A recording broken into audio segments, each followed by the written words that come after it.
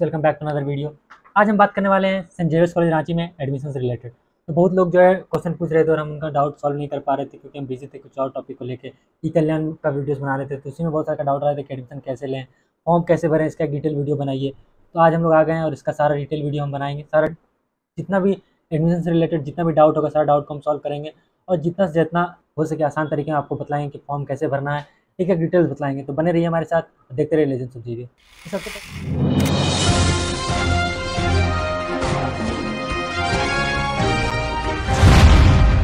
सबसे पहले आपको सेंट जेवियर्स कॉलेज रांची का ऑफिशियल वेबसाइट पे आ जाना है। अगर आप लोग को नहीं पता है कि कौन सा उसका ऑफिशियल वेबसाइट है तो आपको सिंपल क्या करना है, गूगल पे टाइप करना है सेंट जेवियर्स कॉलेज रांची। ठीक है ना, टाइप करते हैं हम लोग।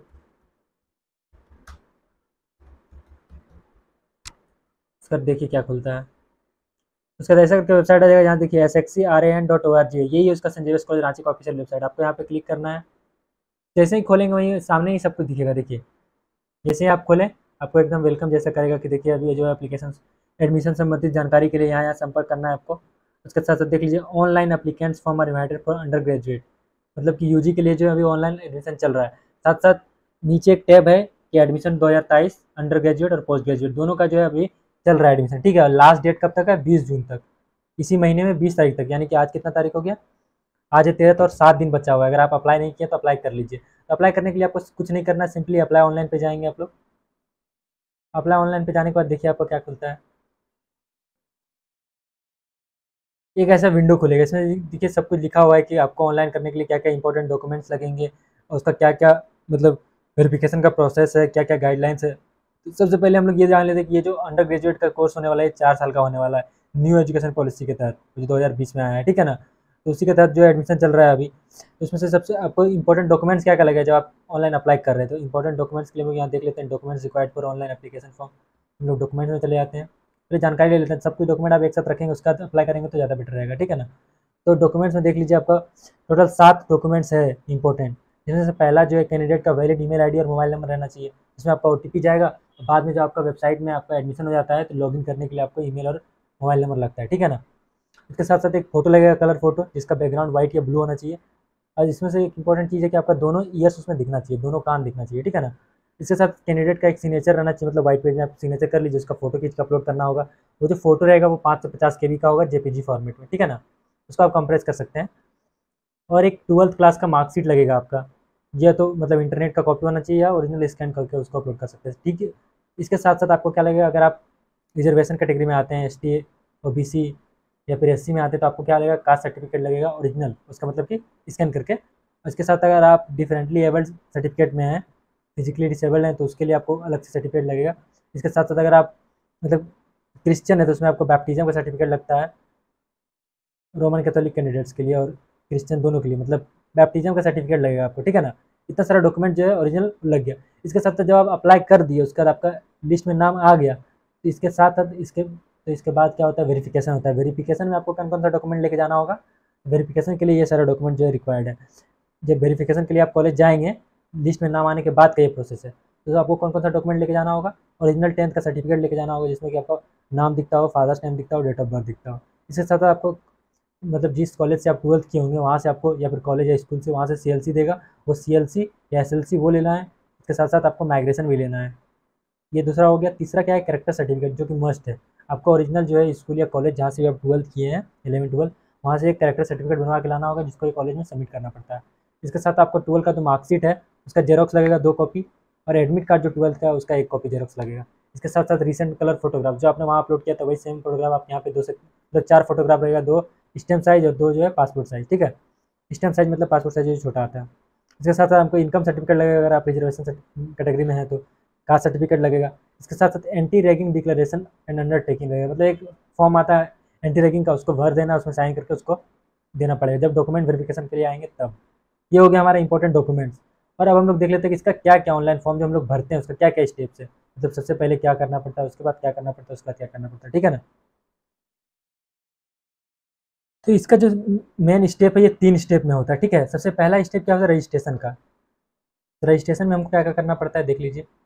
रजिस्ट्रेशन में ऐसे करके आएगा कैंडिडेट रजिस्ट्रेशन, उसमें से आपको सबसे पहले आपका नाम डालना है। जैसे आपका नाम कुछ भी है, जैसे आपका नाम राहुल है, यहाँ पे राहुल कुमार आपको जो डाल देना, फर्स्ट नेम सेकंड नेम दोनों एक ही साथ। ठीक है, उसके बाद आपको नीचे ईमेल आईडी डालना है, जो कि पर्सनल ईमेल आईडी होगा, ठीक है। उसके बाद आपको मोबाइल नंबर डालना है। उसके बाद अप्लाइंग फॉर, आप किस लिए अप्लाई कर रहे हैं, यूजी के लिए अप्लाई कर रहे हैं या पीजी के लिए। अगर यूजी के लिए कर रहे हैं तो अंडर ग्रेजुएट, पीजी के लिए कर रहे हैं तो पोस्ट ग्रेजुएट, ठीक है ना।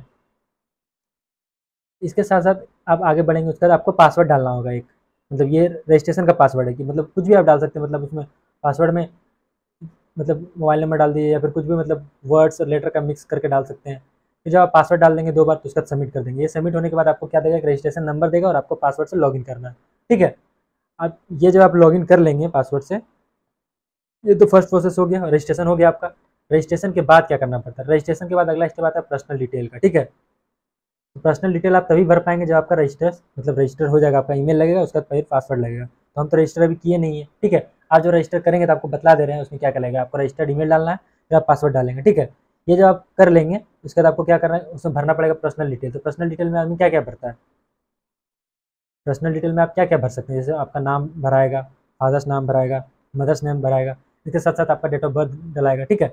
ये सारा चीज़ हो जाएगा और आपको बता रहे हैं, ठीक है ना। पर्सनल डिटेल में आपको बता दे रहे हैं क्या क्या भरना पड़ता है। देखिए, पर्सनल डिटेल में आपको क्या क्या डालना है, candidate should provide all detail while filling the application form. The application form mainly contain the personal contact details of the candidate. Applicants are advised to enter all their personal detail, मतलब उसमें से आपको address भरना होगा, ठीक है, आपको mobile number भरना होगा। If any information in your application form is found false during the verification, your application form will be rejected.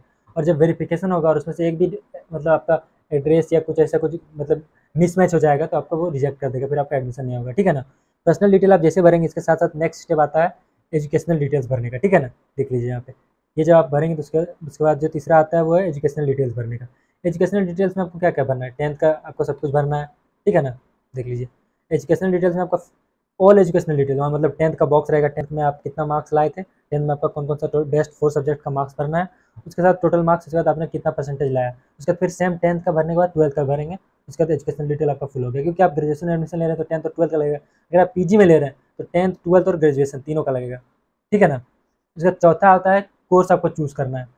चौथा जो स्टेप आएगा मतलब आपको आप किसके लिए अप्लाई कर रहे हैं, यानी कि आप बीए कर रहे हैं, बी या फिर पीजी कर रहे हैं, या फिर बीकॉम कर रहे हैं, तो आपका जो कोर्स होगा वो आपको चूज़ करना है चौथा में। ये आप जब चूज़ कर लेंगे तो इसके साथ एप्लीकेंट का जो है फ़ी पेमेंट का मेथड आता है। फ़ी पेमेंट में बहुत कोई का फंसता है, आपको ध्यान में रखना है कि फ़ी जो पेमेंट होता है वो यूपीआई के थ्रू नहीं होगा। आपको या तो डेबिट कार्ड या क्रेडिट कार्ड लगेगा, नहीं तो ऑनलाइन बैंकिंग जो होता है ना उसके थ्रू आपको पेमेंट करना होगा। अब पेमेंट अगर आपका अटक जाता है तो आपको फिर से पेमेंट नहीं करना है, बल्कि आपको हेल्प डेस्क पे कॉल कर लेना, एक बार बात कर लेना कि सर ऐसा ऐसा हो गया, मेरा पेमेंट अटक गया। तो वो लोग उसको चेक करेंगे, अगर वो पेमेंट उनके अकाउंट में जा सकते हैं तो ठीक है, नहीं तो वो लोग रिटर्न कर देंगे, आपके अकाउंट में वापस आ जाएगा, ठीक है ना। तो आप मतलब डबल पेमेंट कभी नहीं कीजिएगा, ये साफ साफ लिखा हुआ है। In case of double payment, अगर आप डबल पेमेंट कर भी देते हैं तभी वो लोग वापस कर देते हैं, ठीक है ना। ये हो जाने के बाद आपको क्या करना है, स्टेप 6 प्रिंट आउट निकलवा लेना। जब आप सारा फॉर्म भर देंगे, पेमेंट आपका सक्सेस हो जाएगा, तो आपको एक प्रिंट आउट निकलवाना है। मतलब प्रिंट आउट का ऑप्शन आएगा कि यानी कि इतना सारा आपका डिटेल्स है, ये भरा हुआ है, आपने जो है फॉर्म फिलअप कर दिया, इसका प्रिंट आउट कराना चाहते हैं तो मतलब एक पीडीएफ टाइप का आएगा, उसको सेव कर लीजिए। ऐसे ये पीडीएफ वाला जो फॉर्म होगा, प्रिंट आउट वाला पेज, ये कॉलेज में सबमिट नहीं करना है, बस ये अपना अपने पास रखिए, क्योंकि उसमें आपका अप्लीकेंट नंबर रहेगा, ठीक है, रजिस्ट्रेशन नंबर रहेगा, सब कुछ लिखा हुआ रहेगा उसमें, इसको कहीं सबमिट नहीं करना पड़ता। ये सब कुछ आप कर देंगे तो उसके बाद जो है क्या होगा, आपका एडमिट कार्ड आएगा कुछ दिन में, ठीक है। एडमिट कार्ड जब आपका आएगा, एडमिट कार्ड के थ्रू आपका जो है एग्ज़ाम होगा, ठीक है ना, एंट्रेंस एग्जाम। जब आप एंट्रेंस एग्जाम पास कर जाएंगे तो आपका लिस्ट में नाम आएगा। अगर आप फर्स्ट लिस्ट में नहीं आते हैं, सेकंड लिस्ट में आएगा, सेकंड लिस्ट में नहीं आते, थर्ड लिस्ट में आते, मतलब कि ज़्यादातर चांस रहता है कि सेकंड लिस्ट में ही आ जाए जिसका आने का रहता है, नहीं आता है तो नहीं आता। लेकिन कभी कभी क्या होता है, सीट अगर खाली रह जाए तो थर्ड लिस्ट निकलता है। तो आप देखिए आपका मतलब थर्ड लिस्ट तक में आ जाता है तो ठीक है। जब आपका लिस्ट में नाम आ जाएगा फर्स्ट सेकंड थर्ड लिस्ट में, यानी कि फर्स्ट लिस्ट में भी 2 शिफ्ट में रिजल्ट आता है, एक मॉर्निंग बैच के लिए, एक इवनिंग बैच के लिए। ऐसे सेकंड में भी मॉर्निंग बैच इवनिंग बैच ऐसे करके क्लासेस होते हैं ना ये उसमें, इसीलिए उस तरह का उसका मतलब वो भी निकलता है लिस्ट भी। जब आपका नाम आ जाएगा उसके बाद आपको डॉक्यूमेंट वेरिफिकेशन के लिए जाना है। डॉक्यूमेंट वेरिफिकेशन आपको बता ही दिए, डॉक्यूमेंट वेरिफिकेशन में क्या क्या लगेगा, 10th का ओरिजिनल मार्कशीट लगेगा, 12th का मार्कशीट लगेगा, उसका कॉपी लगेगा, फोटो लगेगा 4 जिसमें से 2 स्टैम्प साइज रहेगा और 2 पासपोर्ट साइज रहेगा। इसके साथ साथ आपको एक माइग्रेशन और सीएलसी लगेगा। इसके साथ साथ कैरेक्टर सर्टिफिकेट जो कि मस्ट है वो आपको लेके आना होगा। तो इतना हो गया हमारा संजय कॉलेज रांची में हम कैसे फॉर्म अप्लाई कर सकते हैं। साथ साथ अगर आपको किसी और भी कॉलेज का जानना है कि वहाँ का फॉर्म कैसे भरें, या फिर आपको डिटेल चाहिए कि आप खुद ईमेल आईडी ये वो करके भर सकते हैं, आप हमें कमेंट में बताइए, हम वैसा ही एक वीडियो और बता देंगे।